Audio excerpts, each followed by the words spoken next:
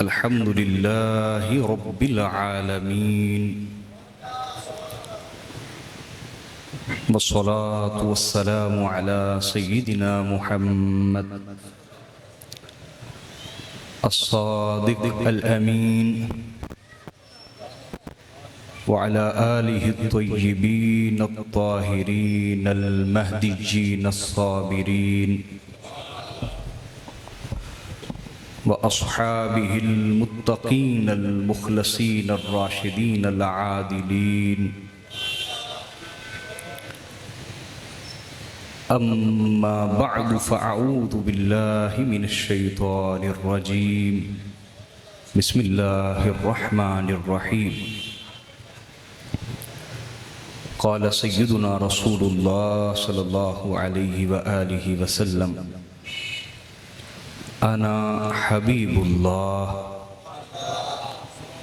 सदक़ रसूलुल्लाह सल्लल्लाहु अलैहि व आलिहि वसल्लम। मुहतरमुल मुक़ाम, इज़्ज़त मआब, फ़ख्रुस सादात, सय्यिदुस सादात,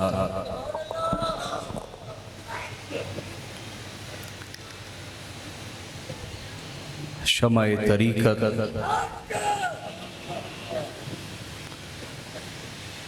नूरे शरीयत, हुज़ूर क़िबला पीर सैयद मुर्तज़ा अमीन शाह साहिब हफ़िज़हुल्लाहु ताला व अअलल्लाहु मक़ामहु फ़िद्दुनिया वल आख़िरा। दीगर तमाम आशिकाने रसूल व आले रसूल सब की बारगाह में आजिज़ाना सलाम पेश करता हूँ। अस्सलामु अलैकुम व रहमतुल्लाहि व बरकातुहू। अल्लाह रब्बुल इज़्ज़त की बारगाह में दुआ है, अल्लाह मेरी और आप सब की हाज़िरी कबूल फरमाए। अल्लाह हमारे दिलों में इखलास नाज़िल फरमाए, रियाकारी, दिखलावे और नीयत के फसाद से अल्लाह पनाह अता फरमाए। हाज़रीन, ये मेरे लिए शरफ़ है, इसको टाइट करें,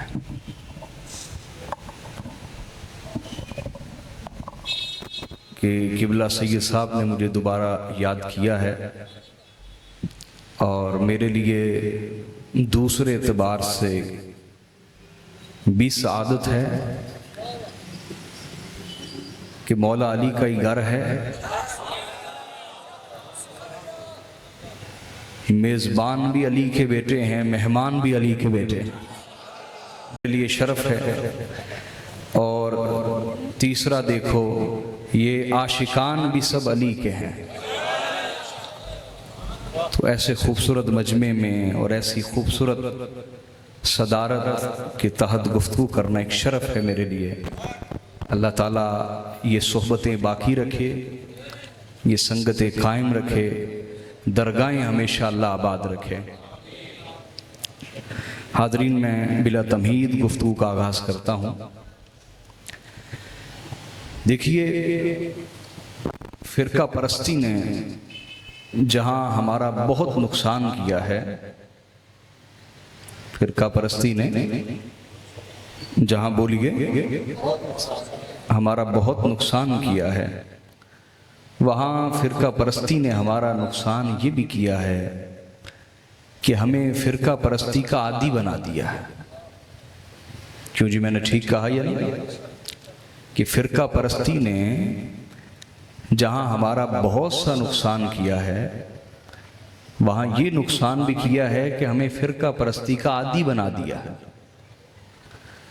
यही वजह है कि हमने महाफिल भी तकसीम कर ली है।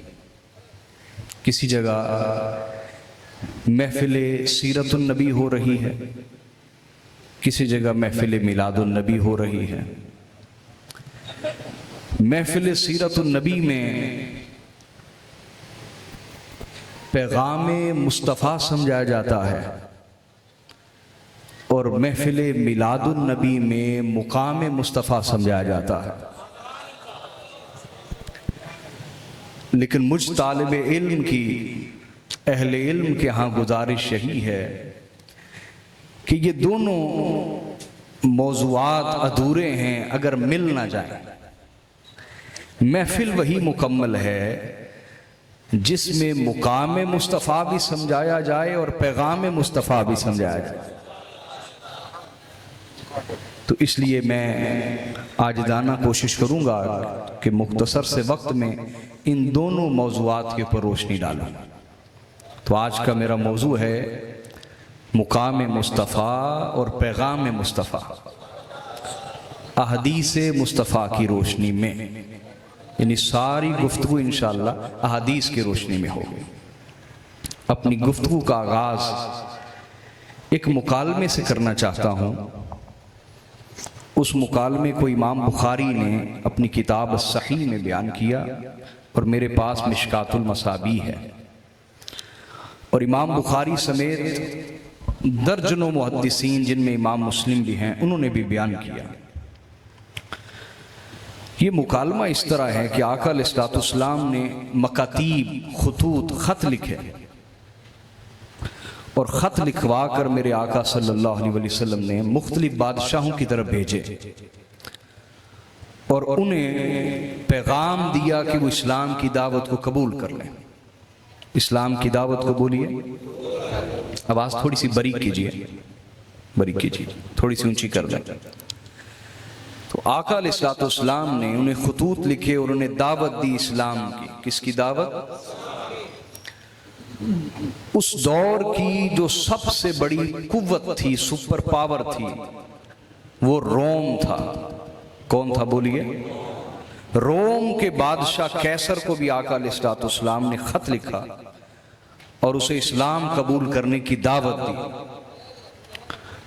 जब वो खत उस तक पहुंचा तो उसने अपने मुशीरों से कहा कि ये खत जहां से आया है, यानी मदीना और मक्का की सरजमीन, अरब की सरजमीन, क्या वहां के कुछ ताजिर आए हुए हैं आजकल? उन्होंने कहा बहुत सारे आए हुए हैं। कहा जाओ सबको मेरे पास हाजिर करो, जितने भी ताजिर अरब की सरजमीन के यहाँ आए हैं सबको मेरे पास हाजिर करो। सिपाही चले गए और जितने भी ताजिर आए हुए थे उन दिनों उनको ले आए कैसर रूम के दरबार में। तो कैसर ने कहा कि तुम में ये जो मोहम्मद नामी शख्सियत है, इनका करीबी कौन है?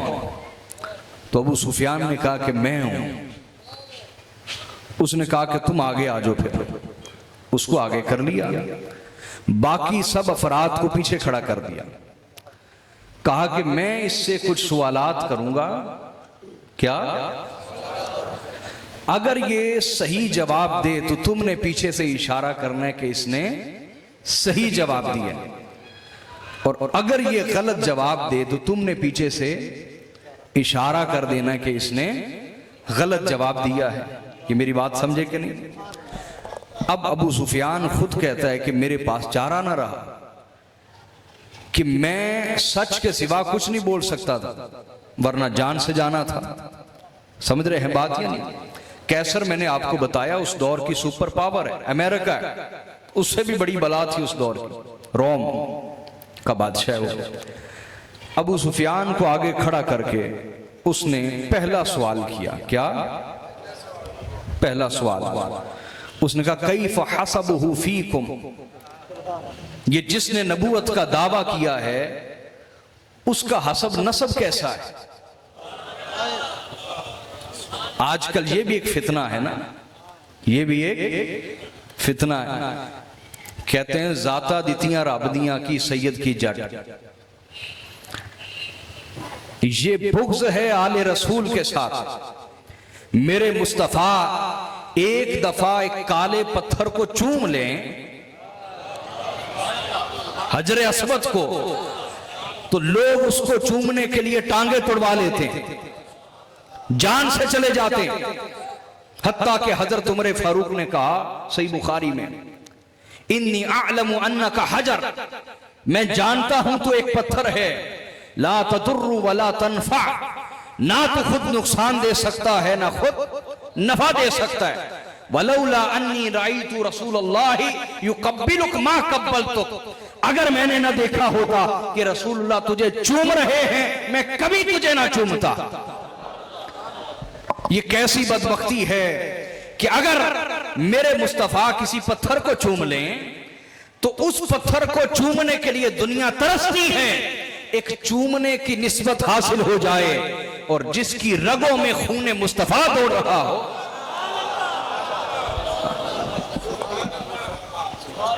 इस निस्बत और इस रिश्ता की तुम्हें पहचान ही हासिल नहीं हुई आज तक। मेरा ये मौजू नहीं, वरना फिल बदी मैं आपको यहां हजार दलाल दे सकता हूं जो मुझे जुबानी याद है। क्या मैं किसी किताब का मोहताज नहीं, जुबानी याद। तो हाजरीन सुने, पहला सवाल उसने कैसर ने क्या किया? उसने कहा जिसने नबूवत का दावा किया है, मुझे बताओ तो सही उसका हसब नसब कैसा है? क्या हसब नसब कैसा है? अबू सुफियान ने कहा हुआ फीना दू हसब। अबू सुफियान ने कहा हाँ, जिसने नबूवत का दावा किया है वो अजीम हसब नसब का मालिक है, अजीम हसब नसब का मालिक है। ये मुकाम मुस्तफ़ा अपनी इस्तिताअत के मुताबिक आपको समझा रहा। उसने अगला सवाल किया और अबू सुफियान क्या कहता है? वही मुल्ला लौला मखाफतु अन युक्सर अलैयल कज़िबु लकज़बतु। अबू सुफियान कहते हैं अल्लाह की कसम, अगर मुझे ये खौफ ना होता कि पिछले मुझे जुटला देंगे तो मैं मोहम्मद रसूलुल्लाह के बारे में हर सवाल का जवाब गलत देता, झूठ बोलता, लेकिन मुझे जान का खतरा था, मैं सच बोलता गया। उसने अगला सवाल पूछा फहल कान मिन आबाइहि मिन मलक और मलिक।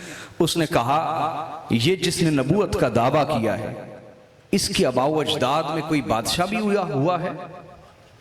कोई बोलिए, कोई बादशाह भी हुआ है? दादा परदादा में कोई बादशाह भी हुआ है? तो अबू सुफियान ने कहा कुल्तु ला, कहा नहीं, कोई बादशाह तो नहीं हुआ इसके अबाउ अजदाद में।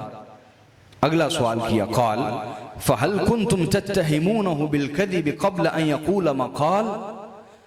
उसने कहा कि इस नबूवत के दावा करने से पहले क्या तुमने इस हस्ती की तरफ कभी कोई झूठ मंसूब किया था?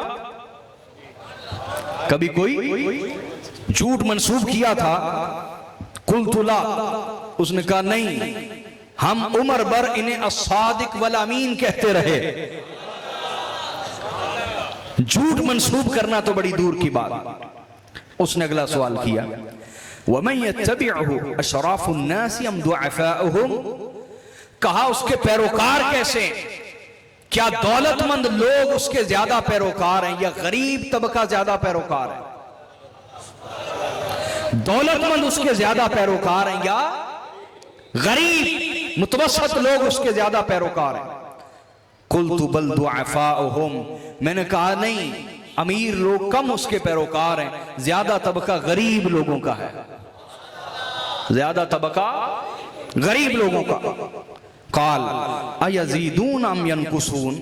कैसर ने पूछा अबू सुफियान उसके मानने वाले दिन ब दिन बढ़ रहे हैं या कम हो रहे हैं? बढ़ रहे हैं या बोलिए कम हो रहे हैं? काला कुल्तु ला बल यज़ीदून।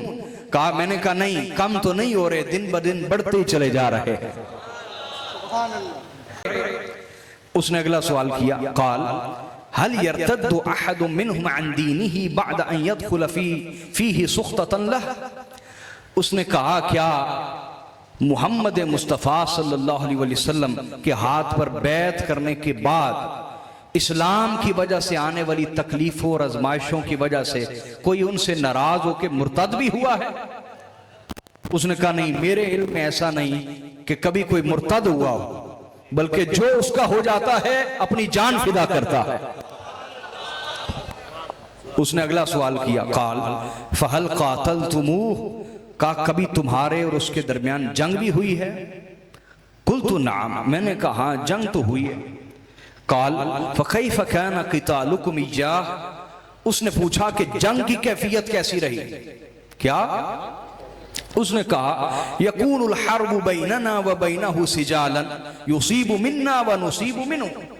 कहा कि जंग तो हमारे उसके दरमियान एक फुटबॉल की तरह थी, कभी हम गालिब आ जाते, कभी वो गालिब आ जाते। गज़वा उहुद का इशारा लिया ना कि हम भी गालिब आ गए ना, वरना तो रसूलुल्लाह गालिब रहे। समझे या नहीं? काल, उसने अगला सवाल किया, फहल यक़दिर, क्या वो नबी का दावा करने वाले, नबूवत का दावा करने वाले ने कभी किसी को धोखा भी दिया, कभी कोई वादा भी तोड़ा है? कुल्तु ला, मैंने कहा नहीं, कभी कोई वादा नहीं तोड़ा, कभी किसी को धोखा नहीं दिया। और कहा, अबू सुफियान कहता है, व नहनु मिन्हु फी हादिहिल मुद्दा ला नदरी मा हुवा सानिउन फीहा, कहा आजकल हमारा और उसका मुआहदा चल रहा है, सुलह हुदैबिया मुआहदा चल रहा है, मालूम नहीं वफा करते हैं या बेवफाई करते हैं। अबू सुफियान कहता है, वल्लाहि मा अमकननी मिन कलिमतिन उदखिलु फीहा शैयन गैर हाज़िही, अबू सुफियान ने कहा कि चाह के भी मैं हुजूर के मुतल्लिक कोई मनफी जुमला इससे ज्यादा दाखिल ना कर सका गुफ्तगू में कि आजकल हमारा और उसका मुआहदा चल रहा है, पता नहीं वफा करते हैं या बेवफाई करते हैं। ये मनफी जुमला मैंने जड़ दिया बीच में। क़ाल फहल क़ाल हाज़ल क़ौल अहदुन क़ब्ला, उसने अगला सवाल किया। अभी कोई तजस्सुस आ रहा है कि नहीं आ रहा है? इतने सवाल क्यों कर रहा है? आगे उसने जवाब भी देने इसके, तजस्सुस आएगा तो आपको अगली गुफ्तगू समझ आएगी। ये मैं सही बुखारी की इबारत पढ़ रहा हूं आपके सामने।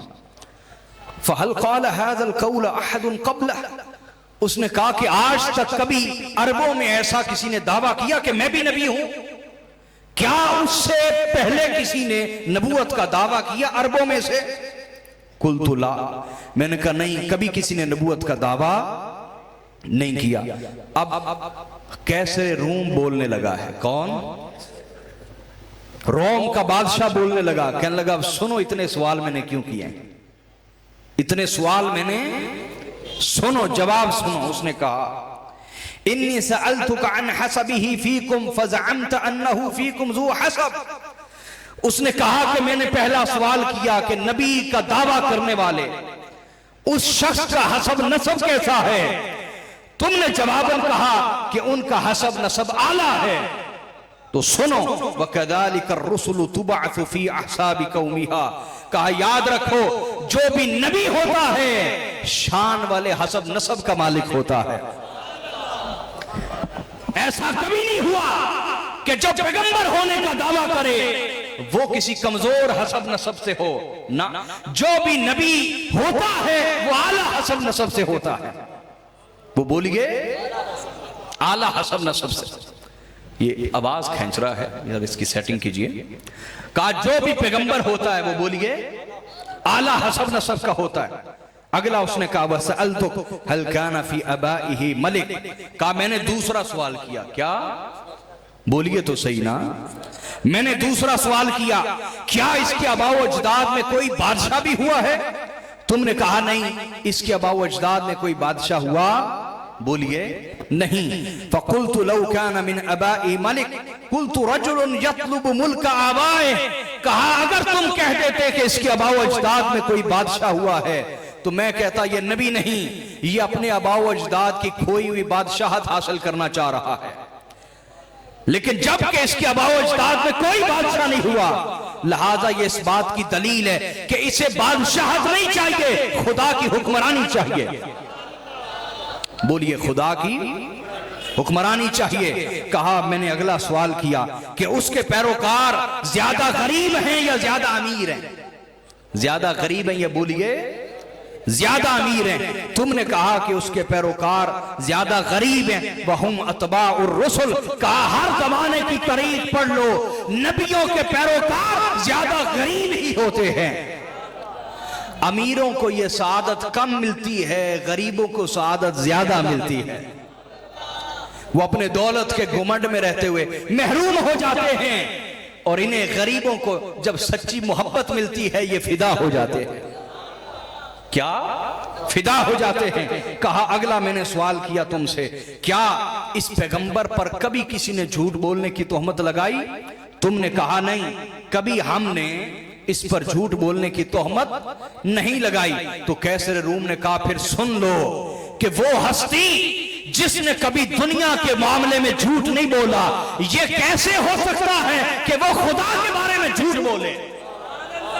जो दुनिया के बारे में इतनी सच्ची हस्ती है वो खुदा के बारे में भी हमेशा सच बोलेंगे। ये कैसर जवाब दे रहा है। कौन जवाब दे रहा है? पानी दो बेटा।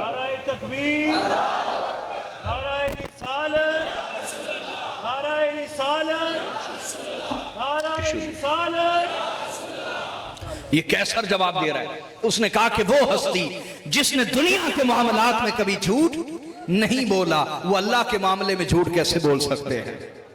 फिर उसने कहा मैंने तुमसे अगला सवाल ये किया, क्या उसके पैरोकारों में से कभी कोई सख्तियों, तकलीफों, आजमाइशों की वजह से उससे नाराज होकर उसे छोड़ के भी गया है?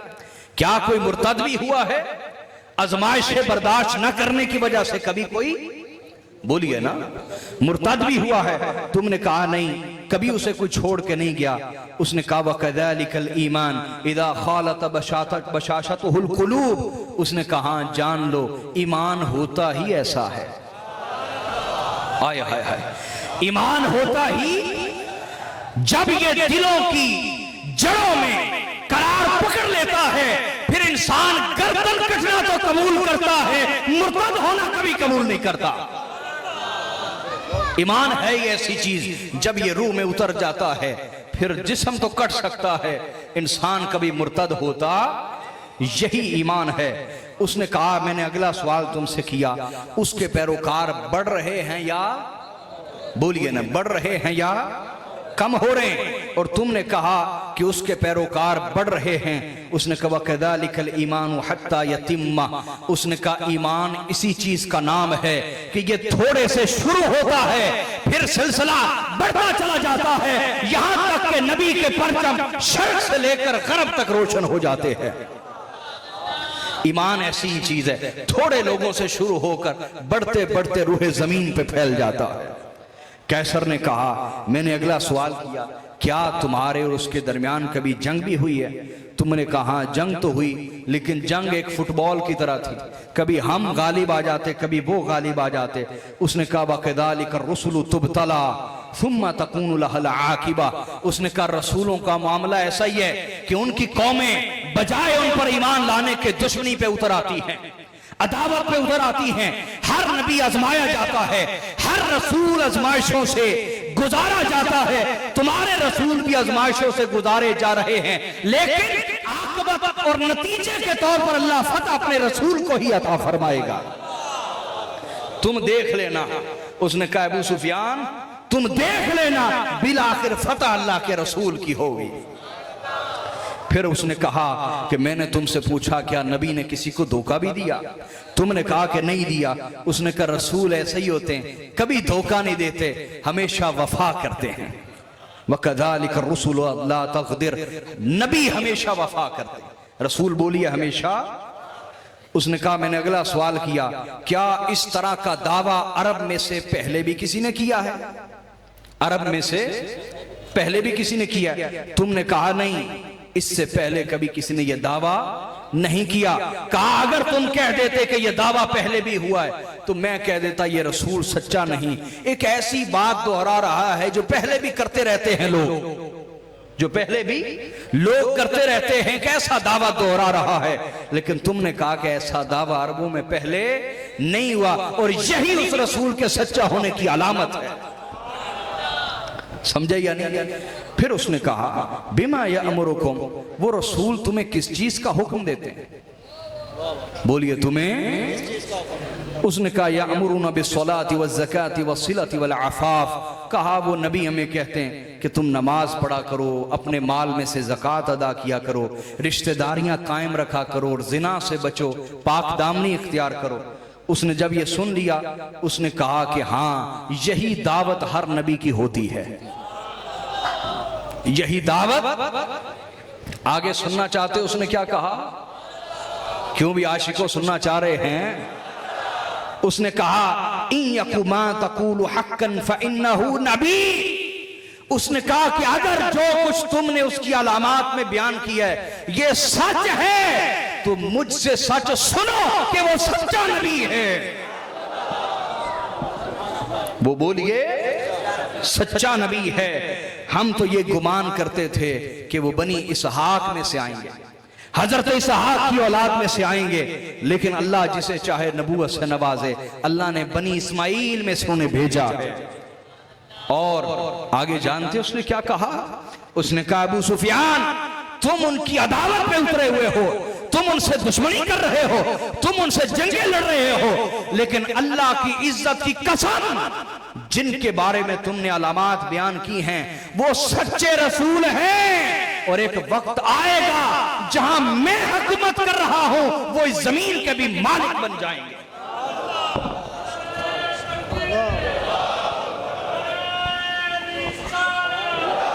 उसने कहा, वला यबलुगन्ना मुल्कुहु मा तहता कदमैया, एक वक्त आएगा तुम देखोगे कि उसकी हुकूमत, उसकी दावत इतनी फैलेगी कि कैसरे रूम जहां खड़ा है इस जगह का भी मालिक मोहम्मद रसूलुल्लाह होंगे। और कैसर ने आगे कहा, ये कौन कह रहा है? आम आदमी नहीं, कैसरे रोम कह रहा है। कौन? उसने कहा, अबू सुफियान, तुम लड़ते हो उनसे? वलौ अन्नी अअलमु अन्नी अखलुसु इलैहि ला अहबब्तु लिकाअह, कहा अगर मुझे पता चल जाता कि मैं उनकी बारगाह तक पहुंच सकता हूं तो मैं ये बादशाह छोड़ देता, फकीरी वाला भेष अपना के मैं उनके कदमों में हाजिर हो जाता। और कहा, वलौ कुन्तु इंदहु लगसलतु अन कदमई, और उसने कहा, खुदा की इज्जत की कसम, अगर मैं उनकी बारगाह में होता रोजाना उनके कदम धो धो के उसका धोवन पिया करता मैं। हाय हाय, उनके कदम धो के, जो कदमों का धोवन होता, गसाला, जो पानी होता उनके कदमों का, वो रोजाना मैं पीता। काश मुझे इल्म होता कि मैं उनकी बारगाह में जा सकता। ये मेरे आका का मुकाम है कि कैसरे रूम ने अपने दरबार में खड़े सारा खुतबा शान मुस्तफा पे पढ़ दिया। हाजरीन, ये मेरे आका का मुकाम है कि दुश्मन भी उनकी तारीफ करते हैं। क्या? दुश्मन भी बोलिए उनकी तारीफ करते हैं, और खुद मेरे आका ने भी अपनी तारीफ फरमाई है। क्या? ये हुजूर का मुकाम आपको समझा रहा हूं, बोलिए सरकार का इस मुकाम समझा रहा। हदीस को रिवायत किया इमाम तिरमिज़ी ने किताबुल मनाकिब में, बाबू फी फ़ज़्लिन नबी सल्लल्लाहु अलैहि वसल्लम, और हदीस नंबर है 3616।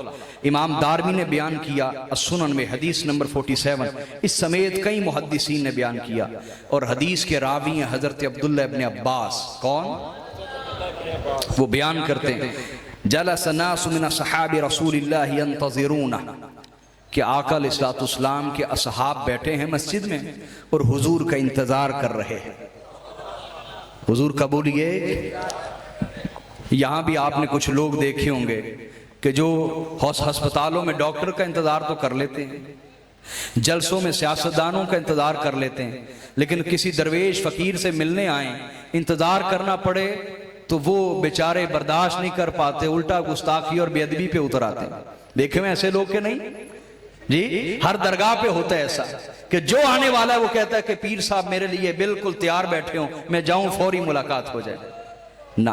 अल्लाह पाक ने सबसे अजीम अखलाक वाली हस्ती हमारे आका के बारे में फरमाया कि ये जो तुम्हारा अमल है उन्हें तकलीफ देता है कि तुम उनके शेड्यूल का एहतराम नहीं करते और अपने शेड्यूल का एहतराम करते हो।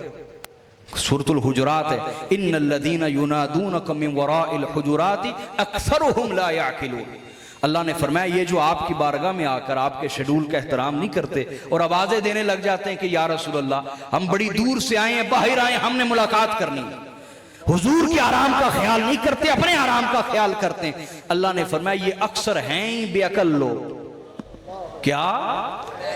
यानी अल्लाह समझा रहा है, अल्लाह ताला कि बारगाह मुस्तफा, और आज भी ये हुक्म बाकी है हुजूर के आल औलाद, हुजूर के घराने में से हर फर्द का जो घर है उसका यही एहतराम है। उसका बोलिए वहां की आवाजें नहीं देनी, जल्दबाजी नहीं करनी। आगे अल्लाह ने फरमाया, मैं सुनाता हूं, अल्लाह ने फरमाया ये बेअकल है। क्या है?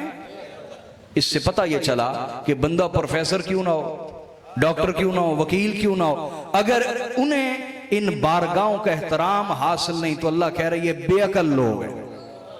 कौन है? बोलिए। और अल्लाह ने आगे इरशाद फरमाया, वलौ अन्नहुम सबरू हत्ता तखरुज इलैहिम लकान खैरन लहुम, अगर ये सब्र करते और आपका इंतजार करते, क्या करते, वेट करते, इससे पता चला कि पैगंबर सल्लल्लाहु अलैहि वसल्लम या जो पैगंबर के नाइबीन अपने अपने जमाने में, उनका इंतजार करना, क्या इंतजार करना कैसा अमल है। अल्लाह ने फरमाया लकान खैरल लहुम, अगर ये इंतजार करते, वेट करते, तो खुदा की तरफ से बहुत बड़ी खैर को पा जाते। ये अदब है, क्या अदब। तो यहां भी हदीस में लफ्ज़ यंतज़िरूना, रसूलुल्लाह का इंतजार कर रहे थे। क्या, इससे पता चला कि दरगाहों पे इंतजार करना भी इबादत है, कि तुम किसी आम शख्स का इंतजार नहीं कर रहे, उसका इंतजार कर रहे हो जो अल्लाह और उसके रसूल का काम कर रहा है। समझ शरीफ में बात आई है कि नहीं आई, बोलिए आगे। फ़ख़रज हत्ता इज़ा दना मिनहुम समिअहुम यतज़ाकरून फ़समिअ हदीथहुम, अब मेरे आका बाहर तशरीफ ला रहे हैं, क्या तवज्जो है ना आपकी, आखिर तक सलामत रही, अल्लाह आपसे राजी हो। आका बाहर तशरीफ ला रहे हैं, जब उनके करीब आए तो उन्हें सुना वो आपस में बातें कर रहे हैं। क्या कर रहे हैं, और बातें करते हुए क्या कहते हैं, उनमें से पहला शख्स कहते हैं अजबन इन्नल्लाह इत्तखज़ा मिन खल्किही खलीला इत्तखज़ा इब्राहीम खलीला। उसने कहा बड़ी ताज्जुब की बात है, हैरानगी की बात है कि अल्लाह ने अपनी मखलूक में से, क्या शान है, क्या अजमत है कि अल्लाह ने अपनी मखलूक में से ही अपने एक बंदे को अपना खलील बना लिया। अपना, अल्लाह ने इब्राहीम अलैहिस्सलाम को अपना खलील बनाया, क्या बात है, वाह वाह। दूसरा कहने लगा मादा बिअजब मिन कलामी मूसा कल्लमहु तकलीमा। उसने कहा इससे ज्यादा हैरानगी की और शान की बात तो यह है कि अल्लाह ने मूसा को अपना कलीम बनाया और खुद खुदा उनसे बातें करता था। ये कितनी शान की बात है, कितनी आला बात है। तीसरा कहने लगा इससे भी बड़ी शान की बात तो यह है कि अल्लाह ने ईसा अलैहिस्सलाम को बगैर बाप के पैदा किया, अपनी रूह से, अपने कलीमे से पैदा किया, और उनके हाथ के ऊपर अल्लाह ने मुर्दों को जिंदा करने का मोजज़ा जारी फरमाया। ये कितनी शान और अजमत की बात है। अगला शख्स कहने लगा इससे भी ज्यादा हैरानगी की बात यह है कि अल्लाह ने अपने हाथों से आदम अलैहिस्सलाम को बनाया, उनमें अपनी रूह फूंकी, उनके लिए जन्नत हलाल की, वो जन्नत में ठहरे, और अल्लाह ताला ने उन्हें अपना नजी बनाया, उन्हें अपना सफी बनाया, उन्हें अपना सफी चुना हुआ बंदा बना लिया। वह आदम मुस्तफ़ाहुल्लाह। आका अलैहिस्सलाम ने जब ये सुना ना कि ये कह रहे हैं कि कितनी शान की बात है, इब्राहीम खलीलुल्लाह है, मूसा कलीमुल्लाह है, ईसा कलीमतुल्लाह है और आदम सफीउल्लाह है, वाह वाह क्या शान है, क्या अजमत है। हुजूर ने जब सुना तो आका बाहर तशरीफ ले आए। आका बोलिए, बाहर तशरीफ ले आए। मेरे आका ने फरमाया मैंने सुन लिया जो कुछ तुम कह रहे थे, जो तुमने नबियों के बारे में कहा वो मैंने सुन लिया। तुमने कहा कि इब्राहीम खलीलुल्लाह हैं, वहुवा कज़ालिक, हाँ वो ऐसे ही हैं, वो ऐसे ही हैं। तुमने कहा कि मूसा कलीमुल्लाह हैं, हाँ वो ऐसे ही हैं। तुमने कहा कि ईसा कलीमतुल्लाह और रूहुल्लाह हैं, हाँ वो ऐसे ही हैं, वहुवा कज़ालिक। तुमने कहा आदम अलैहिस्सलाम सफीउल्लाह हैं, हाँ वहुवा कज़ालिक, वो ऐसे ही हैं। लेकिन जानते हो कि मैं कौन हूं? हाय हाय हाय, जानते हो कि मैं कौन हूं? तुमने ये तो कह दिया, तुमने कि इब्राहीम खलीलुल्लाह हैं, तुमने ये तो कह दिया कि मूसा कलीमुल्लाह हैं, तुमने ये तो कह दिया कि ईसा रूहुल्लाह हैं, तुमने ये तो कह दिया कि आदम सफीउल्लाह हैं, लेकिन जानते हो कि मैं कौन हूं? सब ने हाथ जोड़ लिए, हुजूर आप बताइए आप कौन है मेरे आका, आपकी मुराद क्या है? हुजूर ने फरमाया बेशक इब्राहीम खलीलुल्लाह हैं, मूसा कलीमुल्लाह हैं, ईसा कलीमतुल्लाह रूहुल्लाह हैं और आदम सफीउल्लाह हैं, लेकिन मैं वाना हबीबुल्लाह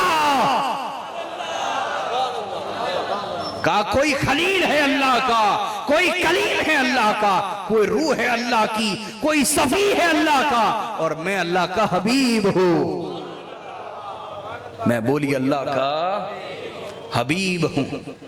अब जानना चाहते हैं आका अलैहिस्सलाम ने, आगे हदीस सुनाता हूं आपको, हुजूर अलैहिस्सलाम ने जिंदगी भर कभी ये नहीं कहा मैं खुदा का महबूब हूं। बड़ी खास बात समझा रहा, ना कुरान में कहीं आया ना हदीस में कहीं है। आका अलैहिस्सलाम ने जिंदगी भर ये नहीं कहा मैं खुदा का, बोलो तो सही ना यार, घबरा गए हैं, मैं आपको जवाब दूंगा। जिंदगी भर ये नहीं कहा कि मैं खुदा का महबूब हूं, बल्कि जब भी फरमाया तो कहा कि मैं अल्लाह का हबीब हूं, मैं अल्लाह का। देखिए हमारे उर्दू जुबान में तो इनमें फ़र्क नहीं है महबूब और हबीब में, लेकिन अरबी ज़ुबान बड़ी मुनज़्ज़म ज़ुबान है। वैसे भी मेरी सारी तालीम अल-अदबुल अरबी के अंदर है, BS ऑनर्स है मेरा, MPhil है, PhD अल-अदबुल अरबी के अंदर। तो मैं आपको एक बात समझाता हूँ जो आपने एतमाद से कबूल कर लेनी है, ठीक है, आप सलामत रहें। वो ये कि आका अलैहिस्सलाम ने कभी खुद को अल्लाह का महबूब नहीं कहा, हबीब कहा। क्या कहा, बोलिए ना, हबीब कहा। वजह क्या है? महबूब और हबीब में बड़ा फर्क है। महबूब और हबीब में, महबूब जो लफ्ज है वो अरबी जुबान में इसमें मफऊल है, और हबीब जो है ये फ़ईल के वजन पे सिफत मुशब्बा है। अब ये दोनों चीजें क्या है? इसमें मफऊल वो होता है जिसमें सिफत आर्जी पाई जाए, कोई खूबी और सिफत बोलिए आर्जी पाई जाए। जैसे कहा जाए मंसूर, मफऊल के वजन पे, उसकी मदद की गई, माजी की बात है, हो सकता है अब ना हो रही हो। समझ आ रही है? समझ आ रही कि नहीं आ रही? मंसूर कह दिया। महबूब सिफत आर्जी है, उससे मोहब्बत की गई, हो सकता है अब ना की जाए या आने वाले वक्त में ना की जाए, क्योंकि सिफत आर्जी है। इसमें मफऊल में बोलिए सिफत। मदरूब, उसको मारा गया, सिफत आर्जी है, हो सकता है अभी ना पिटाई हो रही हो, माजी की बात है। समझ आ रही है नहीं आ रही? बोलिए तो सही। जो इसमें मफऊल होता है उसमें सिफत आर्जी होती है, दायमी हमेशा वाली सिफत। लेकिन जो सिफत मुशब्बा है उसमें सिफत दायमी होती है, सिफत हमेशा वाली होती है। सिफत बोलिए। तो जब कहा महबूब तो यह है इसमें मफऊल, मतलब यह कि उससे मोहब्बत की गई। ऐन मुमकिन अभी हो, आने वाले वक्त में ना हो। समझ आ रही है? लेकिन जब कहा हबीब तो हबीब है सिफत मुशब्बा, इसमें सिफत दायमी है, सिफत हमेशा वाली है। मुराद यह कि हबीब उसे कहते हैं जिससे मोहब्बत की गई, की जा रही है और हमेशा की जाती रहेगी। तो आका ने कहीं नहीं फरमाया कि मैं अल्लाह का महबूब हूं, बल्कि जब भी कहा तो कहा मैं अल्लाह का हबीब हूं। मुराद ये थी कि अल्लाह मुझसे मोहब्बत कर रहा था, कर रहा है और हमेशा करता रहेगा।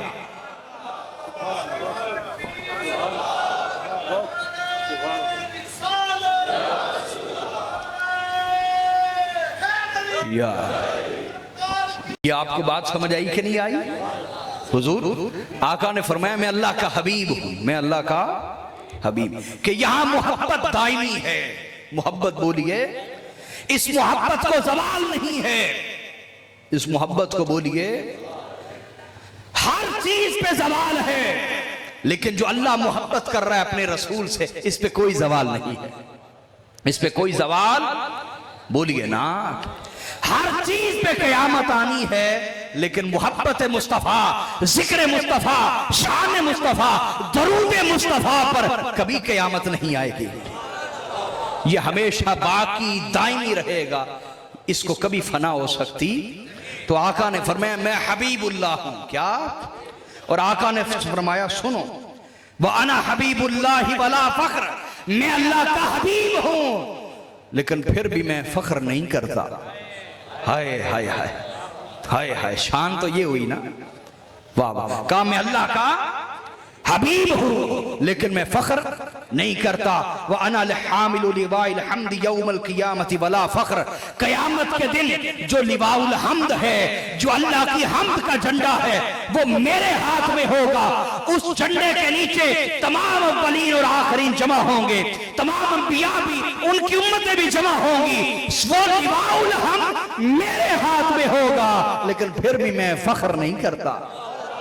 हाय हाय हाय, फिर मैं फख्र बोलिए नहीं करता।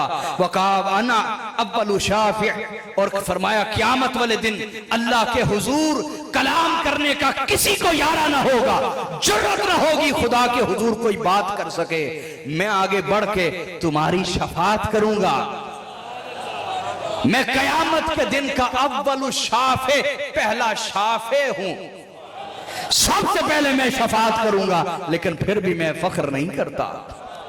अव्वल मुशफ़्फ़ा, क़यामत के दिन सबसे पहले जिसकी सिफारिश कबूल की जाएगी वो मैं मोहम्मद मुस्तफ़ा हूं, लेकिन फिर भी मैं फख्र नहीं करता। बोलिए ढीले पड़ गए हैं।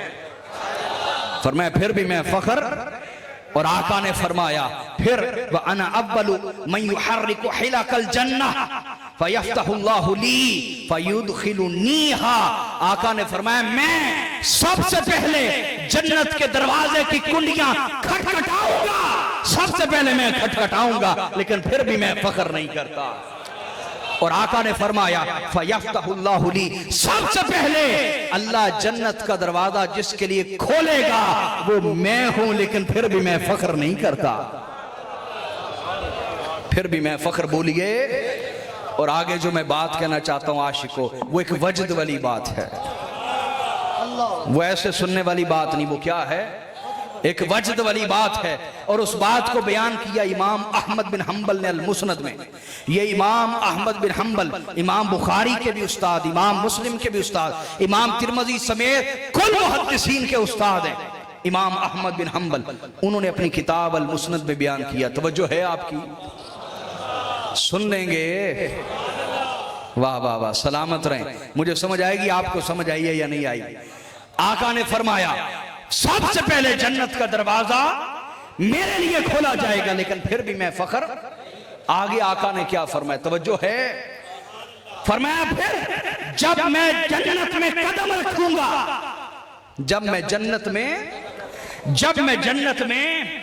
कदम रखूंगा, जब मैं जन्नत में कदम रखूंगा, खुद रब्बे जब्बार मेरे इस्तिकबाल को आएगा। हाय हाय हाय, अल्लाह,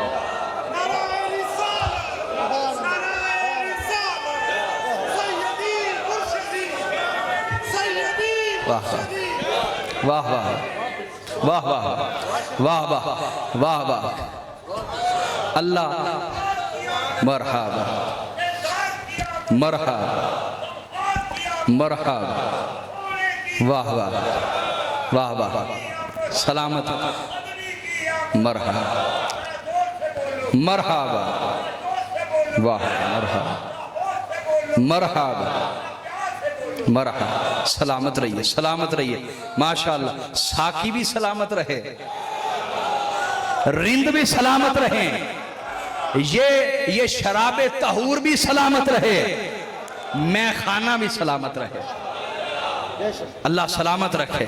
मजा आ गया आपके साथ गुफ्तगू का, अल्लाह आपसे राजी हो। मेरे आका ने फरमाया कि जब मैं जन्नत में कदम रखूंगा, खुद रब्बे जब्बार मेरे इस्तिकबाल को आएगा, लेकिन फिर भी मैं फख्र नहीं करता। हाय हाय, फिर भी मैं फख्र, हाय हाय हाय, फख्र नहीं करता। वाह वाह। अरे भाई, कभी ऐसा हुआ कि वजीर आला के इस्तिकबाल के लिए वजीर आजम आ जाए? एक छोटी सी दुनियावी मिसाल, इधर मिसाल नहीं, आपको समझाने के लिए, कभी ऐसा हुआ?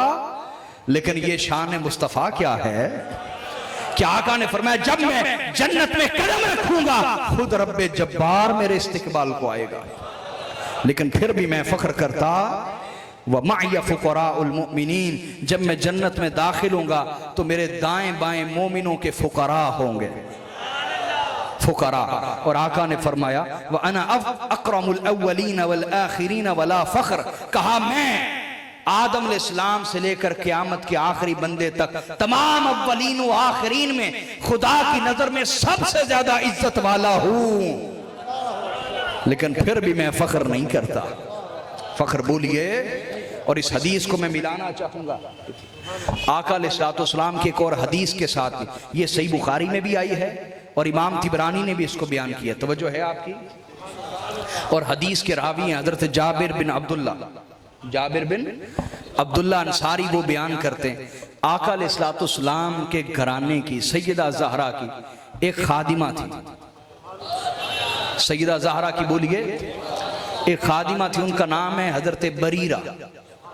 क्या नाम है? सैयदा ज़हरा की खिदमत करती थी, घर में झाड़ू देती, हसनैन करीमैन के कपड़े धोती, नौकरी खिदमत करती। जिसको ये नौकरी मिली हुई है वो सिकंदर है मुकद्दर का। आज दौलत मादियत परस्ती ने हमें इन खिदमतों से महरूम कर दिया है। इस तरह के मुनाफिक उस दौर में भी थे। अभी हदीस सुनिएगा, जो इन खिदमतों की इहानत करते हैं। खिदमत करती थी सैयदा ज़हरा की, किनकी? और उनके बच्चों की, हसनैन करीमैन अलैहिमुस्सलाम की खिदमत करती थी। एक दिन सैयदा ज़हरा ने किसी काम से भेजा, तो वो जा रही थी तो उनके बालों की चोटी खुल गई। गुत्त चोटी ये खुल गई और बाल बाहर निकल आए। बाल बोलिए दुपट्टे से। तवज्जो करें मेरी तरफ, मैं आपको लफ्ज़ ब लफ्ज़ हदीस पढ़ के सुना रहा हूं, अल्लाह आपसे राजी हो। उसकी चोटी खुल गई हजरत बरीरा की, बाल बाहर आ गए। तो इस तरह का एक्स्ट्रा नेक एक आदमी खड़ा हुआ था गली में। कौन? हुजूर। ये मैं अक्सर टर्म बोलता हूं, एक्स्ट्रा नेक। ये सदात के खिलाफ और उनका बुग़्ज़ फैलाने वाले अक्सर लोग आप देखेंगे वो एक्स्ट्रा नेक होंगे। क्या होंगे? इजाफी नेक, छोटी छोटी नेकियां। और वो नेकियां भी करेंगे, इजाद करेंगे नेकियां, और वो नेकियां करेंगे जो माज़अल्लाह रसूलुल्लाह ने भी नहीं की, खुलफाए राशिदीन ने भी नहीं की, अहले बैत अतहार ने भी नहीं की। आप देखिए, एक तरफ वो एक्स्ट्रा नेक होंगे और दूसरी तरफ हुजूर के खानदान के मुतल्लिक बेलिहाज लोग होंगे। आप उनको बड़ी आसानी से पहचान सकते। एक एक्स्ट्रा नेक आदमी खड़ा हुआ था। उसने जब बाल खुले हुए देखे, उसको मौका मिल गया। उसने कहा, या बरीरा गत्ती शुआइफातिक, अपने बाल ढको, ये चोटी ढको। फ़इन्ना मुहम्मदन लन युग़नी अन्की मिनल्लाहि शैया, तुम्हें अमल की कोई परवाह नहीं। ये सही बुखारी के अल्फाज और तिबरानी की हदीस मिला के सुना। कहा तुम्हें अमल की कोई परवाह नहीं और मोहम्मद रसूलुल्लाह और उनके घराने की खिदमत करती रहती हो। मेरी बात याद रख लो, तुम्हें मोहम्मद रसूलुल्लाह और उनके घराने की खिदमत ने कोई फायदा नहीं पहुंचाना, कोई फायदा। ये जो सोच आज है ये नई नहीं है, ये पुरानी सोच है। ये देखें हुजूर के जमाने के अंदर ऐसे एक्स्ट्रा नेक लोग थे। उसने कहा कि ये खिदमत तुम्हारे काम आएगी, अमल ने काम आना है और उसकी तुझे परवाह। जब उसे झड़का, वो औरत जात थी, उसका दिल दुखा, रोती हुई वापिस आ गई। आका अलैहिस्सलाम भी घर में थे, हुजूर को बताया। फ़अख़बरतिन नबी सल्लल्लाहु अलैहि वसल्लम, आके बताया। अब सुने मेरे आका का रिएक्शन सुनिएगा, रद्द अमल मेरे आका का सुने। उसने क्या बात कही है? क्या बात कही है? क्या क़यामत का इनकार कर दिया? क्या फरिश्तों का इनकार कर दिया? बोलो, क्या नबियों का इनकार कर दिया? हाँ, अहले बैत मुस्तफा की खिदमत का इनकार किया है, हुजूर के घराने की खिदमत का इनकार किया। मेरे आका का रिएक्शन सुने, रद्द अमल सुने। फ़ख़रजा यजुर्रु रिदाअहु मुहम्मरतन वजनता, मेरे आका इस तरह निकले कि आपकी चादर जमीन पे घिसट रही थी। हालांकि हुजूर ने चादर घसीटने से मना किया। ये हुजूर की इस्तिस्नाई शाने, अजमतें, हुजूर का जलाल का इजहार है। चादर जमीन पे घिसट रही है। मुहम्मरतन वजनता, और हुजूर का सारा चेहरा सुर्ख हो चुका है, जलाल से, गुस्से से सुर्ख हो चुका। वकुन्ना मअशरल अंसारी नअरिफु गदबहु बिजर्रि रिदाइहि व हुमरति वजनतै, अंसार सहाबा कहते हैं हम हुजूर की नाराजगी को, गुस्से और जलाल को चादर घसीटने और चेहरे के सुर्ख होने से पहचान लेते थे। फ़ग़ादिबन नबिय्यु गदबन शदीदा, मेरे आका शदीद गुस्से और जलाल में आए। ये बात सुन के जब बाहर आए, फ़अख़ज़ना सिलाह, सहाबा कहते हम दौड़े और हमने असला उठा लिया। क्या?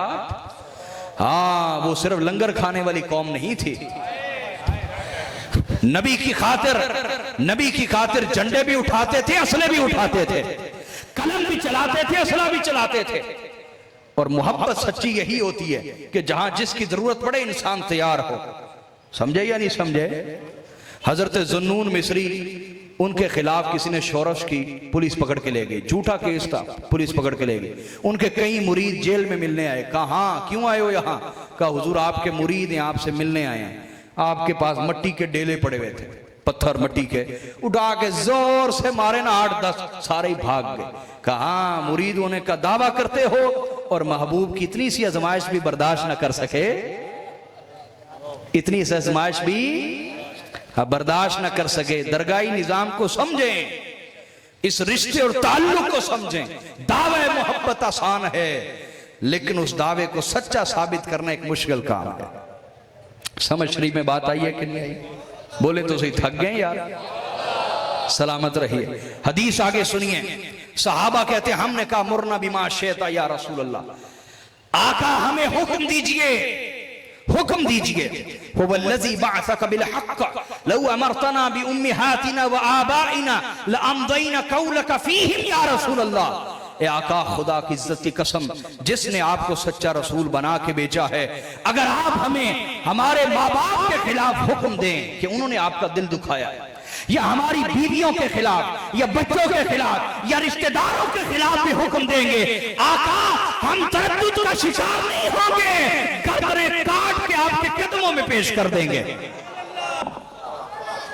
हम लिहाज नहीं करेंगे, हम कभी भी लिहाज, हम गर्दनें काट के आपके कदमों में पेश कर देंगे। मेरे आका हमें हुक्म दे। आका अलैहिस्सलाम ने उनका जवाब देने के बजाय फसाइदल मिंबर फहमिदल्लाह व असना अलैहि, मेरे आका मिंबर पे आए, अल्लाह की हम्द की, उसकी सना की, और उसके बाद पूछा मन आना, बताओ मैं कौन हूं। क्या पूछा? मेरी आल औलाद की खिदमत को ना मानने वाले, तू दरअसल मेरी आल का इनकार नहीं कर रहा, मेरा इनकार कर रहा है। याद रखना, जो सैयदा ज़हरा की गुस्ताखी करे उसका इस्लाम से कोई ताल्लुक नहीं। वजह यह है कि वो मोहम्मद रसूलुल्लाह पर ईमान ही नहीं लाया, तभी तो गुस्ताखी कर रहा है। मौला अली से बुग़्ज़ रखने वाले को मुनाफिक क्यों कहा गया? इसलिए कि वो रसूलुल्लाह पर सही ईमान ही नहीं रखता। ये बात समझ आई आपको? एक उसूली बात याद रख लें, जो अहले बैत का गुस्ताख है वो इस वजह से मुनाफिक है कि वो रसूलुल्लाह की नबूवत पे ईमान नहीं लाया, वरना हुजूर की निस्बत के मुताल्लिक कभी हल्की बात न कहता। आका ने फरमाया बताओ मैं कौन हूं। क्या पूछा? उन्होंने कहा कि आका आप अल्लाह के रसूल हैं, आप पर सलाम हो। क्या कहा? हुजूर ने फरमाया रिसालत मेरा मनसब है, मेरी जात नहीं है। भाई कोई प्रोफेसर है तो प्रोफेसर होना उसका मनसब है, उसकी जात तो ना भी ना। हुजूर ने फरमाया रिसालत मेरा मनसब है, मेरी जात नहीं। मैं पूछ रहा हूं मैं कौन हूं, मैं पूछ रहा हूं। सब रोने लगे कि हुजूर हमने आपका दिल नहीं दुखाया, हुजूर हम कुछ नहीं जानते, हमें माफ फरमा दे। मेरे आका ने फरमाया सुनो सुनो, अना मुहम्मद इब्न अब्दुल्लाह इब्न अब्दुल मुत्तलिब इब्न हाशिम इब्न अब्दी मनाफ। आका ने फरमाया मैं मोहम्मद बिन अब्दुल्लाह बिन अब्दुल मुत्तलिब बिन हाशिम बिन अब्दे मनाफ हूं। मैं पकीज़ा नसब और हसब से ताल्लुक रखने वाला हूं, लिहाजा जो मेरी नस्ल है उसका भी हसब नसब यही है। समझाना ये चाह रहे हैं, उसका भी हसब नसब, मेरी आल का इनकार मेरा इनकार है, मेरा ये हसब नसब है। और कहा जानते हो मैं कौन हूं? अना सय्यदु वल्दी आदम वला फख्र, अना सय्यदु वलदी आदम वला फख्र। आका ने फरमाया मैं कुल औलाद आदम का सय्यद और सरदार हूं, लेकिन फिर भी मैं फख्र नहीं करता। ये अलग रिवायत है जो सुना रहा हूं आप, इसमें अल्फाज मुख्तलिफ हैं। और आगे फरमाया व अना अव्वलु मन तनशक्कु अन्हुल अर्दु वला फख्र, कहा मैं वो पहला हूं जिसकी कब्र फटेगी और वो सबसे पहले बाहर आएगा क़यामत वाले दिन, लेकिन फिर भी मैं फख्र नहीं करता। व अना अव्वलु मन युनफदु तुराबु अन रअसिही वला फख्र, जब मैं कब्र से निकलूंगा सबसे पहले जिसके सर से मट्टी झाड़ी जाएगी और उसे करामत का ताज पहनाया जाएगा वो मैं मोहम्मद मुस्तफा हूं, लेकिन फिर भी मैं फख्र नहीं करता। हुजूर यहाँ हमारे किबला उस्ताद गिरामी ने एक सवाल कायम किया, वो आपके नजर करना चाहता हूं। वो ये कि ऐसा तो नहीं होता। आका ने फरमाया कि सबसे पहले क़यामत वाले दिन मेरी कब्र खुलेगी और मुझे बाहर निकाला जाएगा और करामत का ताज पहना जाएगा। तो हमारी छोटी अकलें हैं, ये हमारी अकल के खिलाफ बात है। इसलिए कि हम तो जब जलसा सज जाता है मेहमान खुसूसी को तब बुलाते हैं। नहीं समझे बात? कभी ऐसा हुआ मेहमान खुसूसी अकेला आके बैठ गया और पिंडाल में कोई बंदा नहीं आया? क्यों जी, कभी ऐसा हुआ? बोले तो सही यार, सवाल समझना है तो जवाब भी समझ नहीं आता। कभी ऐसा हुआ? बोलिए। कभी नहीं होता हमारे यहाँ। पहले महफिल सजती है, जलसा सजता है, पिंडाल सज जाता है, फिर मेहमान खुसूसी को लाया जाता है। सही है ना? और आका फरमा रहे सबसे पहले मेरी कब्र खुलेगी और मैं बाहर आऊंगा। ये क्या है? इसमें कोई हिकमत तो है ना? हजारों हैं, मैं एक समझाने लगा हूं। तो जो है जी, ऐसा कभी नहीं होता हमारी दुनिया में कि मेहमान खुसूसी पहले आ जाए। और आका ने फरमाया अना खतीबु यौमल क़ियामा, मैं क़यामत के दिन का खतीब हूं। तमाम नबी सामे हैं, तमाम इंसानियत सामे सुनने वाली है, पब्लिक है, और मैं खतीब हूं। और सबसे बड़ा खतीब सबसे पहले लाया जाएगा। ऐसा होता है हमारे यहाँ। इसमें क्या हिकमत है? बहुत हिकमतें। एक हिकमत यह है कि ये असल में हुजूर की करम नवाजी है। असल में हुजूर की क्या है कि क़यामत का दिन बड़ा दहशत का दिन है, बड़ा वहशत का दिन है, बड़ा खौफनाक दिन है, थर थर कांपने का दिन है वो दिन। तो आका जानते थे कि चूंकि वो बड़ा दहशत का दिन है, वहशत और खौफ का दिन है, कहीं ऐसा ना हो कि मेरी उम्मत पहले उठाई जाए तो थर थर खौफ से कांपने लग जाए, थर थर खौफ से डर जाए कि आज कौन सहारा है हमारा, आज कौन हमारा सहारा बनेगा, कौन खौफ दूर करेगा, कौन शफात करेगा, कौन दिलासा देगा, कौन सहारा बनेगा। तो चूंकि आका जानते थे तो आका ने यही दुआ की कि परवरदिगार सबसे पहले मेरी कब्र खुले, फिर मेरी उम्मत की कब्रें खुले, ताकि जब वो महशर के मैदान में आए डरने लगे, इधर चेहरे मुस्तफा पे नजर पड़े, चेहरे मुस्तफा पे नजर पड़े, तो वो कहें डरने की जरूरत नहीं, अगर मुस्तफा है तो फिर कोई गम नहीं है, अगर मुस्तफा है तो फिर कोई गम नहीं है। तो आका चाहते थे कि मैं अपनी उम्मत के लिए इंतजाम करूं, दरूद भेजा करें उस रसूल पर जो हमारे लिए सबसे पहले क़यामत के मैदान में मौजूद होंगे, हमारे लिए मौजूद होंगे। तो आका ने फरमाया फिर भी मैं फख्र करता, और फरमाया व अव्वलु दाखिलिल जन्नति वला फख्र, मैं सबसे पहले जन्नत में दाखिल होऊंगा, लेकिन फिर भी मैं फख्र नहीं करता। आगे मुजम्मत की उन लोगों की, क्या जो हुजूर की आल औलाद की निस्बत को नहीं मानते, उनकी मुजम्मत की मेरे आका ने फरमाया मा बालु अक़वामिन यज़अमून अन्न रहमी ला तनफ़ा, कहा उन लोगों का बनेगा क्या। हुजूर फरमा रहे हैं, आम बंदे की बात नहीं कर रहा, रसूलुल्लाह फरमा रहे हैं सल्लल्लाहु अलैहि वसल्लम। कौन? बोलिए। मा बालु अक़वामिन, उन लोगों का बनेगा क्या जो ये सोचे बैठे हैं कि मेरी खूनी रिश्तेदारियां मेरी आल औलाद को काम नहीं आएंगी, मेरी खून की रिश्तेदारी मेरी आल औलाद को काम, और मेरी आल औलाद की खिदमत करने वालों को वो निस्बत काम नहीं आएगी। उन लोगों का बनेगा क्या?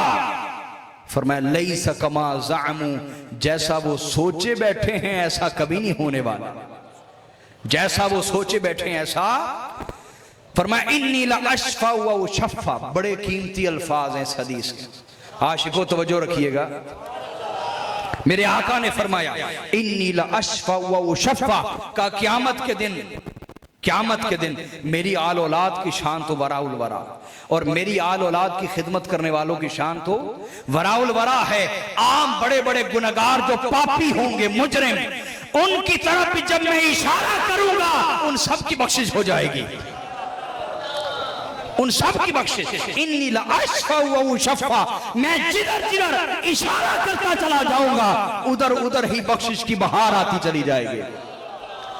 वो सुए लालाजार फिरते हैं, तेरे दिन ए बहार फिरते हैं, शफात बहार आ जाएगी। और आका ने फरमाया यहां तक नहीं, हत्ता अन्न मन अशफअ लहू लयशफा फयुशफा, यहां तक के जिस की मैं शफात कर दूंगा, सिफारिश कर दूंगा, वो भी जिधर जिधर इशारा करेगा अल्लाह उन सब की बख्शिश फरमा देगा। हदीस सुनिए, मैं हदीस सुना रहा हूं आपको मतन पढ़ पढ़ के। फरमाया सिर्फ मैं नहीं, मैं जिनकी तरफ इशारा करूंगा वो भी जिधर जिधर इशारा करेंगे सबकी बख्शिश हो जाएगी। अब मेरे आका ने फरमाया, तवज्जो है ना आशिको, मेरे आका ने फरमाया ये मंजर कि मैं जिधर निगाह करता हूं, जिधर तवज्जो करता हूं, जिधर इशारा करता हूं, जिधर भी मेरी तवज्जो जाती है करोड़ों के करोड़ों बख्शे जाते हैं। जब ये मंजर शैतान देखेगा, कौन बोलिए कौन, ओ बेईमान का नाम तो ले लो, जब शैतान ये मंजर देखेगा, हत्ता इन्न इब्लीस लयततावलु तमअन फी शफा, मेरे आका ने फरमाया जब ये मंजर शैतान देखेगा तो शैतान गर्दन ऊंची करेगा, शैतान गर्दन ऊंची करेगा, इस तमा में, इस लालच में गर्दन ऊंची करेगा कि आज अगर मुस्तफा ने मेरी तरफ भी इशारा कर दिया, खुदा मेरा लानती होना नहीं देखेगा, मुस्तफा के इशारे के सदके मेरी भी बख्शिश कर देगा।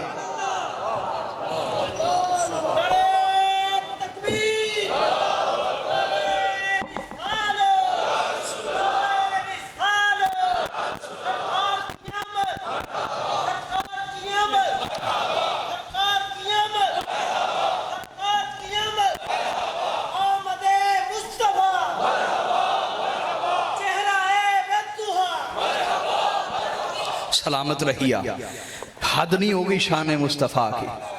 आका ने फरमाया शैतान का अकीदा होगा, क्या शैतान का भी अकीदा होगा, अगर हुजूर ने मेरी तरफ इशारा कर दिया मेरी भी बख्शिश हो जाएगी। ये तो है शैतान का अकीदा। किसका? अब जो हुजूर की शफात ना माने वो शैतान से बड़ा शैतान है कि नहीं? उसे किन अमलों पे भरोसा है? क्या? और सही बुखारी में इस हदीस को लीजिए, आका ने फरमाया किसी का अमल उसे जन्नत नहीं लेके जाएगा। इसी मौके पर फरमाया था जब हजरत बरीरा को उसने ताना दिया ना कि तुझे अमल की परवाह नहीं और खिदमत करती रहती, आका ने फरमाया किसी का अमल उसे जन्नत नहीं लेके जाएगा। अर्ज की कि हुजूर आपके अमाल भी आपको जन्नत नहीं लेके जाएंगे? फरमाया हाँ, मेरे अमल भी मुझे जन्नत नहीं लेके जाएंगे। जन्नत में वही जाएगा जिसे अल्लाह अपनी रहमत की चादर में ले लेगा, और वो अहले बैत के गुस्ताखों को नहीं मिलने वाली, अदब करने वालों को मिलेगी, फिर चाहे अमल कमजोर भी हुआ। हाजरीन, ये तो है मुकाम मुस्तफ़ा। आइए मैं मुख्तसरन अर्ज करता हूं कि पैगाम मुस्तफ़ा क्या है। अल्लाह ने जिंदगी दी तो इंशाल्लाह मजीद इस मौजू पे हम कलाम करेंगे, आपको कुछ मजीद भी इंशाल्लाह सुनाऊंगा। हुजूर का पैगाम क्या है, हुजूर की बेइज्जत क्यों हुई, हुजूर को भेजा क्यों गया, इसके दो जगह, एक कुरान मजीद में आया, मैं चूंकि आज हदीस के ऊपर गुफ्तगू कर रहा हूं तो हदीस से लेता हूं। आका अलैहिस्सलाम ने इरशाद फरमाया इन्नमा बुइस्तु मुअल्लिमा, हुजूर ने फरमाया बेशक मुझे मुअल्लिम बना के भेजा गया है। क्या? मैं इल्म सिखाने के लिए आया हूं, जहालत का खात्मा करने के लिए आया हूं। क्या? जहालत का खात्मा करने के लिए आया हूं, इल्म फैलाने के लिए आया हूं, इल्म का शऊर देने के लिए आया हूं। हाजरीन, हमारी ये जिंदगी का मकसद बन जाना चाहिए। क्या? जिंदगी का मकसद बनना चाहिए कि हम इल्म हासिल करें। क्या? इल्म जरूरी नहीं कि बंदा मदरसे ही पढ़े, जो भी इल्म है अगर वो दीन की खिदमत के लिए कर रहे हैं, हासिल कर रहे हैं, वो इल्म दीन है। चाहे वो साइंस का इल्म है, चाहे वो रियाजी का इल्म है, अगर उसके जरिए दीन की खिदमत हो रही है वो भी दीन का ही इल्म है। क्या? कुरान मजीद से ये चीजें साबित हैं। ठीक है। दूसरा ये कहना चाहता हूं, मसलन आका अलैहिस्सलाम के मिलाद में हम कितना खर्चा करते हैं, उस खर्चे में ये खर्चा भी मिलाया करें कि मिलाद पर अच्छे अच्छे मुहक्किकीन की जो किताबें वो खरीदें, उनको पढ़ें, घर में रवाज डालें। अगर आप खुद नहीं पढ़ना जानते, बेटी बेटा जो पढ़ा हुआ है उनको कहें बेटा ये पढ़ के सुनाओ जरा, हम सारे सुनते हैं। रोजाना 4-5 सफ़े रोजाना पढ़ने की आदत बनाएं। क्या? हम किताबों से दूर हो गए हैं, और हम कहते हैं ना कि जिनकी हम पैरवी कर रहे हैं वो हमसे ज्यादा आज भी पढ़ते हैं। सबसे कम मोबाइल इस्तेमाल यूरोप अमेरिका में होता है, सबसे ज्यादा हमारे यहाँ हो रहा है। किताबें आज भी वहां पढ़ी जाती हैं और बहुत ज्यादा पढ़ी जाती हैं। हमारे यहाँ किताबों पे जवाल इसलिए आया चूंकि उर्दू जुबान ही नहीं आती अहले जुबान को भी, लेकिन अरबी का यह हाल नहीं, अंग्रेजी का यह हाल। वो लिटरेचर बहुत पढ़ा जाता है दुनिया में, आज भी लाखों की तादाद में किताबें छपती हैं। मेरी भी इस मौजू पे एक किताब है, इसको जरूर पढ़िएगा इंशाअल्लाह। आपको अंदाजा होगा ये तहकीक के मेयार पे पूरी उतरने वाली किताब है इंशाअल्लाह, मिलाद के मौजू के ऊपर। तो हाजरीन, आका ने फरमाया मैं इल्म फैलाने के लिए आया, लेकिन इल्म तो इख्तिलाफ को जन्म देता है। सवाल पैदा होता है, इल्म किसको जन्म देता है?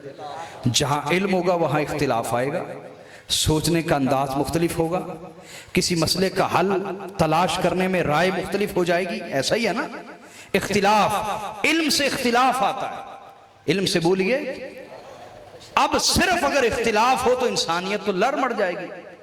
तो आका ने फरमाया इन्नमा बुइस्तु लिउतम्मिम मकारिमल अखलाक, अल्लाह ने मुझे इसलिए भेजा है कि मैं आला अखलाक की तकमील कर दूं।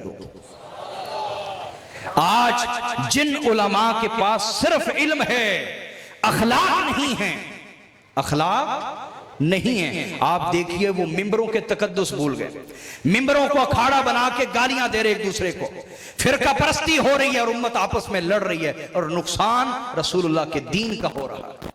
मैं ठीक कह रहा हूं या नहीं कह रहा? इनका कोई नुकसान नहीं हो रहा, ये रोटी के लिए कर रहे हैं, नुकसान दीन का हो रहा है।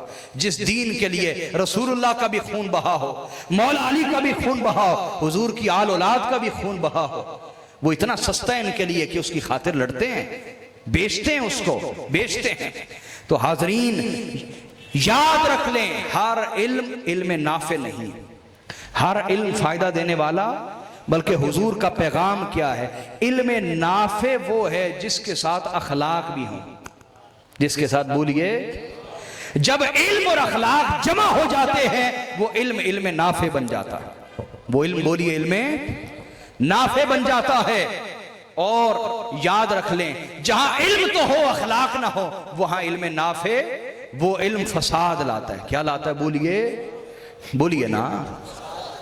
अब याद रख लें, गुफ्तगू का खुलासा क्या है? इल्म इख्तिलाफ पैदा करता है और अखलाक एहतराम पैदा करता है। जहां इल्म हो वहां इख्तिलाफ भी होगा, इख्तिलाफ के साथ अगर एहतराम भी आ जाए एक दूसरे का बोलिए एहतराम भी आ जाए, तो हुजूर की आमद का मकसद पूरा हो गया। इस चीज की मुआशरे को जरूरत है। बीवी के साथ इख्तिलाफ है, उसकी एहतराम के साथ राय सुन लें, हो सकता है उसका सोचने का अंदाज आपसे मुख्तलिफ हो, एक ही मसला है उसके दो हल निकल आए, एक आपके ज़हन में हो, एक उसके ज़हन में हो। मैं ठीक कह रहा हूं या नहीं? इख्तिलाफ हमेशा इल्म में इजाफे का सबब बनता है, लेकिन इख्तिलाफ के साथ अगर एहतराम ना हो तो मुआशरा जानवरों का मुआशरा बनता है। इल्म के साथ इख्तिलाफ आता है, लेकिन इख्तिलाफ के साथ बोलिए क्या जरूरी है? एहतराम। क्या जरूरी है? अब अगली बात समझिए, इख्तिलाफ मदरसा सिखाता है। इख्तिलाफ कौन सिखाता है? बोलिए, मदरसा। इल्म कौन सिखाता है? मदरसा। इख्तिलाफ कौन सिखाता है? मदरसा। और अखलाक दरगाहें और खानकाहें सिखाती हैं। वहां से इल्म और इख्तिलाफ मिलता है, इन दरगाहों से इंसानियत का एहतराम मिलता है। मिलता है या नहीं मिलता? बोलिए, मिलता है।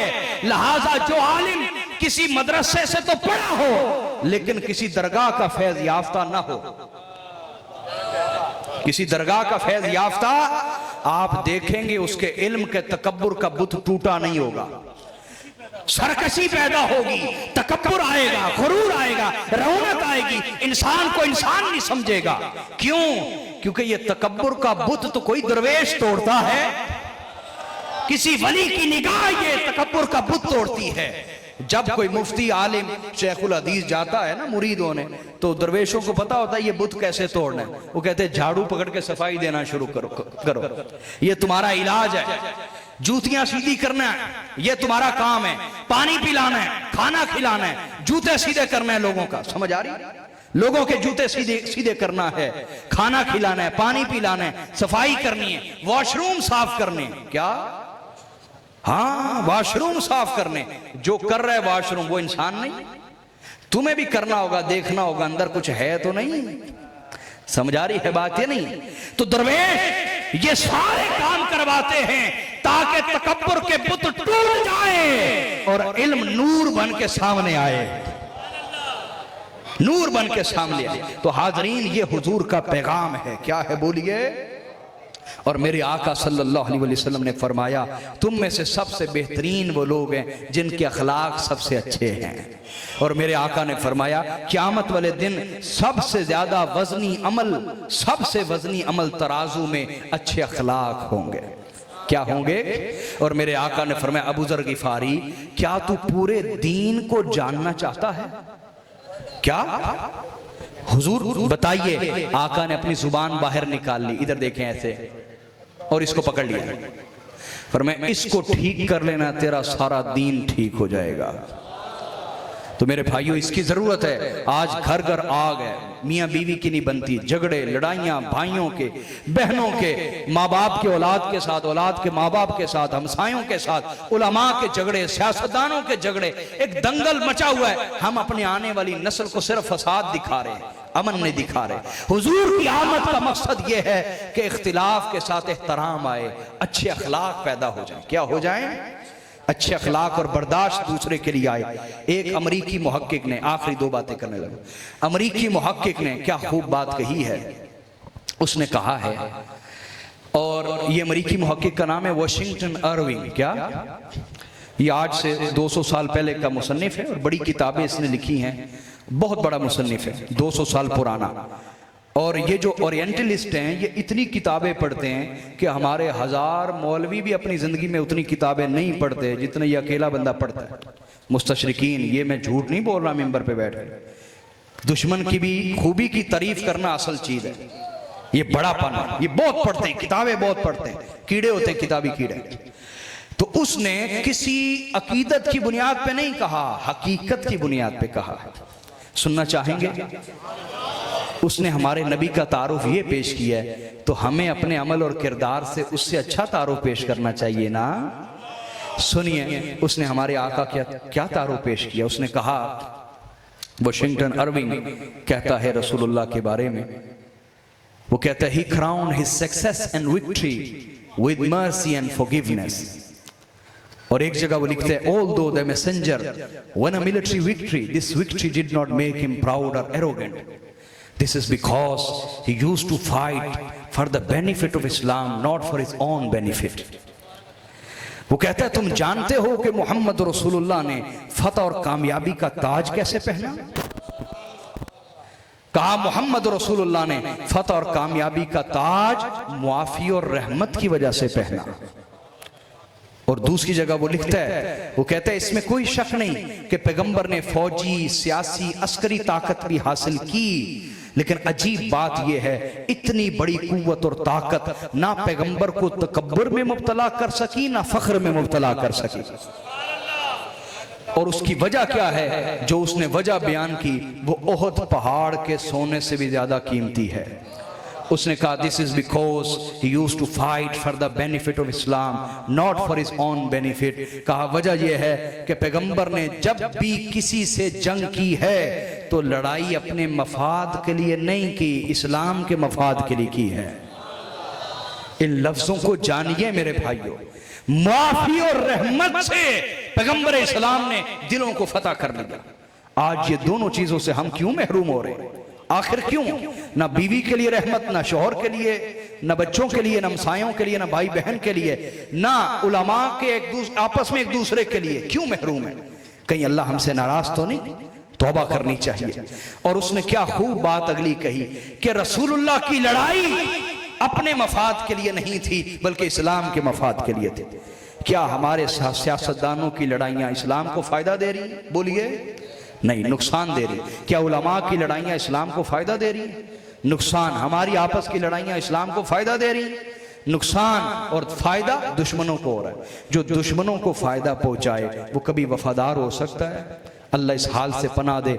आइए मैं आखिर में हुजूर का पैगाम समझाने के लिए एक रिवायत पेश करता हूँ। ये रिवायत हज़रत ज़ैद बिन अरकम ने बयान की। वो कहते हैं औसानी खलीली रसूलुल्लाहि बिसबई खिसालिन, कि मेरे आका ने इस दुनिया से जाते हुए मुझे 7 वसीयतें की। कितनी? पहली कहा ला तुशरिकू बिल्लाहि शैया व इन कुतिअतुम व इन हुर्रिकतुम व इन सुल्लिबतुम, ए मेरी उम्मत अल्लाह के सिवा किसी की इबादत मत करना, अल्लाह के सिवा किसी को सजदा मत करना। और एक रिवायत में कहा ला तर्जिउ बादी दुल्ला, मेरे जाने के बाद मेरी सुन्नत को छोड़ के गुमराह मत हो जाना। कभी कोई वक्त था कि हम बेअमल थे, आज बेअमल तो हैं ही, बेइल्म भी हैं, बेइल्म भी हैं। मेरे आका ने फरमाया मेरी सुन्नत पे रहना, आज हमें सुन्नत पता ही नहीं। ऐ मेरे भाइयों, मेरे बेटों, मेरी बेटियों, यूरोप के गुलाम मत बने, मुहम्मद रसूलुल्लाह के गुलाम बने। यूरोप की बेटी बनना कोई फख्र नहीं, मुहम्मद रसूलुल्लाह की रूहानी बेटी बने, मुहम्मदी बने। मेरे आका ने फरमाया मेरी सुन्नत पे कायम रहना। व इन कुतिअतुम, चाहे इतनी आजमाइशें आए, इतनी आजमाइशें आए कि तुम्हें आरों से चीर दिया जाए, तब भी मेरे दीन पे कायम रहना। व इन हुर्रिकतुम, चाहे तुम्हें आग में जिंदा जला दिया जाए, तब भी मेरे तरीके पे कायम रहना। व इन सुल्लिबतुम, चाहे तुम्हें सूलियों पे लटका दिया जाए और इबरत का निशान बना दिया जाए, तब भी मेरे तरीके पे कायम रहना। और आगे फरमाया वला तत्रुकुस सलात मुतअम्मिदीन फमन तरकहा मुतअम्मिदन फकद खरज मिनल मिल्ला, कभी नमाज मत छोड़ना, कभी नमाज मत छोड़ना। जिसने एक नमाज जानबूझ के छोड़ी वो मेरी मिल्लत से खारिज हो गया। आज तौबा कीजिए, जिद छोड़िए, पुरानी आदतें छोड़िए, नमाज की पाबंदी की नियत कीजिए। आगे मेरे आका ने फरमाया वला तशरबुल खम्र फइन्नहा रअसुल खताया कुल्लिहा, कभी शराब मत पीना, कभी नशा मत करना, क्योंकि नशा और शराब हर गुनाह की जड़ है। अगर तुमने ये किया तुम हर गुनाह कर गए, हर गुनाह कर गए। और आगे फरमाया वला तअसी वालिदैक व इन अमराका अन तखरुज मिन दुनिया कुल्लिहा फखरुज, अपने माँ बाप की कभी नाफरमानी न करना। अगर ये तुझे कहें कि हमारी खातिर सारी दुनिया छोड़ दे तो छोड़ देना, अपने माँ बाप को कभी मत छोड़ना। और आगे इरशाद फरमाया वला तफिर्रु मिनल मौत, कभी मौत से भागना मत, मौत के लिए खुद को तैयार रखना, क्योंकि अजल ही ने छोड़ा न किसरा न दारा, इसी से सिकंदर सफाते बिहारा, हरिक लेके क्या क्या न हसरत सितारा, पड़ा रह गया सब यूं ही ठाट सारा, जगह जी लगाने की दुनिया नहीं है, ये इबरत की जा है तमाशा नहीं है, यही तुझको दुन है रहूं सबसे बाला, हो जीनत निराली हो फैशन निराला, जिया करता है क्या यूं ही मरने वाला, तुझे हुस्न दुनिया ने धोखे में डाला, जगह जी लगाने की दुनिया नहीं है, ये इबरत की जा है तमाशा नहीं है। और आगे इरशाद फरमाया अल्लाह की हर नाफरमानी से बचना, अगर अल्लाह पकड़ करने पे आए तो छोटे से गुनाह पे भी पकड़ कर लेता है। और आखिर में इरशाद फरमाया कि अपने घर वालों से डंडा मत उठाना, दीन के मामले में उन पे सख्ती करना, दुनिया के मामले में नरमी करना, उन्हें ढील मत देना, फहाशी की, बेहयाई की, गुनाह की, उन पे सख्ती करना। और आगे इरशाद फरमाया जो जो तुम पर हकूकुल इबाद हैं, बीवी के, शोहर के, औलाद के, हमसायों के, भाई बहनों के, आले रसूल के, उलमा के, मशाइख के, बड़ों के, छोटों के, वो पूरे पूरे अदा करना। ये आपके नबी की वसीयत और पैगाम है।